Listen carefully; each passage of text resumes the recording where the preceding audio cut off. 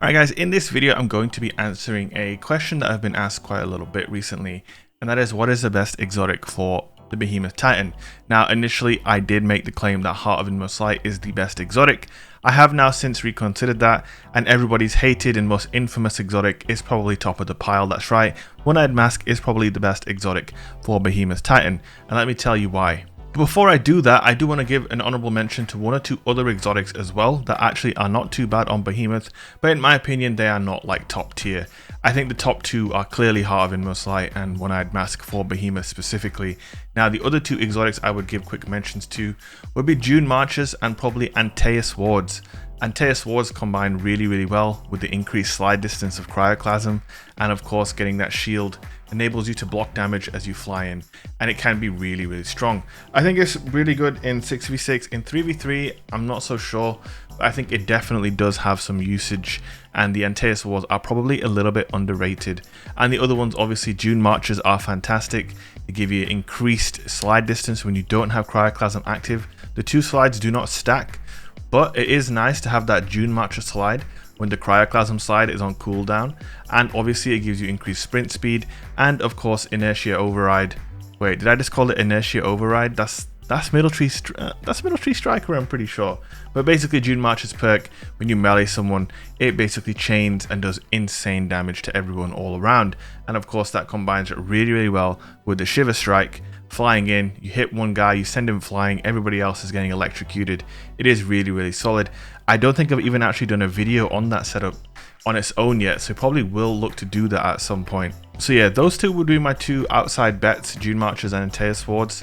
But then moving on to the two top dog exotics for this subclass. Now going back to the main business here, some of you guys are probably wondering, like, how come you're going back on Heart of Inmost Light now after saying it is the best exotic and making a build video on it, the Heart of Inmost Darkness build? Well, here's the thing. I find that it's amazing, obviously, getting your abilities back so often. If you want to just constantly be flying around or freezing and sliding and meleeing, it's amazing. However, I do feel, especially in something like Trials of Osiris, if you spec for strength and discipline, if you have the perks on the mark, you know, bomber or outreach, whichever one, you can constantly be charging your ability. But also the two perks on the Behemoth subclass, the Whisper of Shards, where you get energy back for destroying crystals, and of course Tectonic Harvest, which gives you a melee back for picking up those additional crystals on the floor. Basically, between those two things, you're gonna have your abilities up really often anyway, even if you're not using Heart of Inmost Light. And in an environment like Trials, where it's 3v3 and it's quite slow paced, even without Heart of Inmost Light, you can pretty much guarantee you can go into almost every opening engagement of every round with your abilities up and ready to go. And then that moves me on to why One-Eyed Mask is obviously better, and obviously it's obvious. Take a shot every time I say obvious, but yo, it is obvious, isn't it? What does One-Eyed Mask offer that Behemoth can't do on its own? Now Behemoth has shown through the Whisper of Shards and the aspect Tectonic Harvest that it is more than capable of regenerating its grenade and melee abilities, right? So what can't Behemoth do that, say, Bottom Tree Striker or Top Tree Sentinel can do? That's heal itself. Rightly so, none of the Stasis subclasses are able to heal themselves or gain an overshield or anything like that. And what that means is One-Eyed Mask basically adds an additional dimension to the class and just makes it even more busted than it already is. In my opinion, One-Eyed Mask stands head and shoulders above, because being able to heal yourself and gain an overshield whilst flying around on Behemoth Titan is borderline just insanity, but it's also really fun and rewards some really ballsy plays, and I love to do that sort of stuff. So, you know, I am quite a fan. And like I said, you know, this Behemoth subclass can regenerate its own abilities. It doesn't need your help. Obviously, with, you know, stacking those abilities with Heart of Inmost Light is insane though. I'm not trying to downplay Heart of Inmost Light.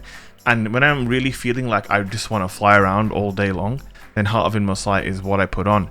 But in something like Trials of Osiris, where you know, you might be in a 1v3 situation, being able to, say, jump in the air, Shiver Strike someone, get an overshield, take out the next guy, you know, it's just very strong. And the thing as well with One-Eyed Mask that people don't realize is, it's not just the fact that it gives you an overshield. Like sometimes, like, you'll be in a situation where you'll get a double kill, right? You'll kill one guy and then you'll instantly kill the other dude and he does damage to you, and it'll take your overshield away immediately, right? But the thing is, you'll see your health still heals anyway. So even in the event where someone will damage you before you can get an overshield, you're still regenerating your health. And in a situation like Trials of Osiris, where maybe you're in a 1v2, you kill the 2 guys and then the 3rd guy's coming, that health regeneration means that you're ready for him, and it enables you to just really clutch up and make some plays that you probably otherwise wouldn't be able to. Even if you were on Heart of Inmost Light in the same situation, okay, maybe you have an ability up, so that means you could reposition and escape perhaps, but you wouldn't just be able to take someone on head on with like no health if you were one shot and he, you know, just killed your teammate and he's coming at you with full health.